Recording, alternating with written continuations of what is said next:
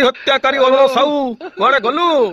घंटा बाड़ाउलु कांग्रेस देशद्रोही कांग्रेस दल को शिकई सकेई राजधानी विधानसभा रे आंदोलन करैलु जेतले गांडी बिना कलर रे नाली करदेले कांग्रेस नकर अरुण साहू कुआडे गलु रे बाबा गांडी सेकी देबे रे बाबा ये डबल इंजिन सरकार कथा कोन 24 वर्ष तमरो गेंडार कुंभकर्ण केबे गादी छाडी नथिले इमिति मोहन माझी किपेला पेलिला पूरा गेंडा आकर गादी छाड़ी की दिल्ली तमिलनाडु बुलुचंती कोन कि गेंडालिया कथा कोन 24 वर्षर नुआ कथा देखा मिलला तुमर गेंडार कुंभकर्ण नवीन पट्टनायक केबे गादी छाड़ी की जाई नथिले इमिति पेला पेलिला वर्षे भितर मोहन माझी 370 हटिला पर जम्मूर को अवस्था होईची कारण राष्ट्रपति शासन लागिची मणिपुर रे राष्ट्रपति शासन लागिची सेठी को बेला अवस्था अछि ओडिसा रे तमे जो पुलिस भाई मान को टेका पत्र खपाडुचो गाड़ी जालुचो चेयर खपाडुचो यदि राष्ट्रपति शासन आसीगला युव कांग्रेस छात्र कांग्रेस घर उठे आनिकी सेकिबू आज भी कहूँ भिडियो माध्यम रे